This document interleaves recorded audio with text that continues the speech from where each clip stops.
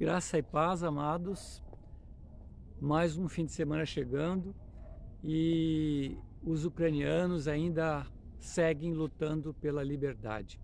Eu tenho um irmão que há muitos anos lida na área de missões e ele estava muito entristecido esses dias porque lembrou que logo depois da queda do Muro de Berlim, já se vai 30 anos, ele esteve visitando um outro irmão no campo, que é o missionário Almir. Ele e a esposa dele, a Angélica, trabalhavam ali, mesmo antes da queda do Muro de Berlim. Tem um versículo, e nós devemos continuar orando para que o Senhor manifeste a sua bondade e esse conflito cesse e as pessoas consigam retomar as suas vidas ali. Tem um versículo de Mateus 10:34 que diz assim: não, Jesus falando, eu não vim trazer a paz, eu vim trazer a espada. Esse versículo, se não for olhado no contexto, pode trazer confusão. Não vim trazer a paz, mas vim trazer a espada. Preciso olhar esse versículo no contexto porque, assim como a história de Israel prenuncia a história da vinda de Jesus, também o tumulto prenunciou o conflito que resultou a vinda do Messias, levando até mesmo a divisão das famílias. E aí, nesse sentido, o que aconteceu é que muitos que outrora não eram cristãos se converteram e passaram a viver o Evangelho, cujo comprometimento deles estava acima mesmo dos laços familiares. E Jesus disse: não vim trazer a paz, mas vim trazer a espada. Jesus trouxe a espada, mas não a espada para ferir as pessoas, mas a espada para derrotar o diabo e libertar aqueles que estavam escravizados pelo medo e pela morte. Hebreus 2, 11 e 15 diz que os filhos, como ele gosta de chamá-los, são pessoas de carne e sangue.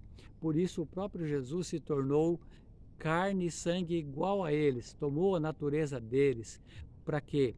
Para que por meio da sua morte ele pudesse destruir o diabo, que tem poder sobre a morte.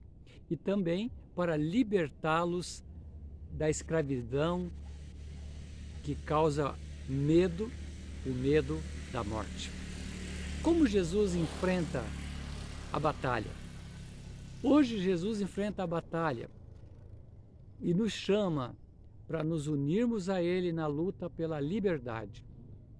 A liberdade social também, mas principalmente a liberdade contra o pecado e contra o Satanás. Existe um pressuposto de que uma pessoa que se coloca na posição de soldado, se ele é um soldado, ele deve ser leal ao seu comandante e obedecer às suas ordens. Se ele é chamado para entrar num combate, então ele deve ir. Os soldados devem ser pessoas dispostas a abrir mão até mesmo de suas famílias, de seus amigos, para poder então, até mesmo com o custo da sua própria vida, se necessário for, morrer pela causa que ele se propôs.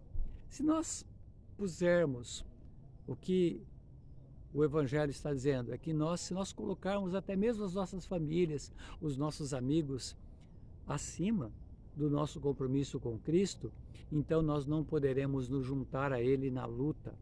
Se nós valorizarmos a nossa própria vida, até a nossa própria liberdade, em detrimento da liberdade em Cristo, nós não podemos fazer parte do contingente de Jesus para lutar pela liberdade.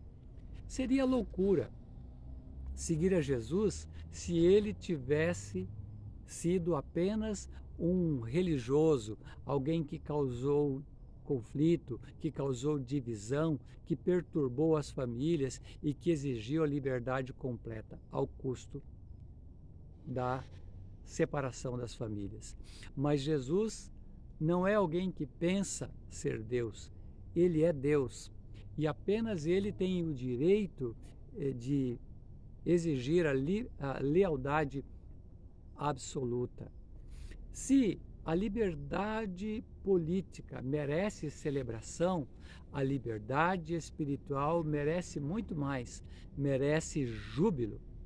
O custo de seguir a Cristo pode parecer alto, mas Ele nos chama a desistir de tudo e colocá-lo acima de qualquer coisa, de qualquer compromisso. Por quê? Porque Ele desistiu de tudo em nosso favor e nós precisamos dedicar a nossa vida a Ele também. Que o Senhor, que nos livrou, como registrado em João 8:36 diz: se o Filho vos libertar, verdadeiramente sereis livres. E se você foi verdadeiramente livre, então você é convidado a prestar uma lealdade àquele que é o Senhor e Salvador, aquele que é o nosso comandante. E Ele mesmo vai fortalecer o seu coração para que você possa se engajar de maneira firme na luta pela liberdade.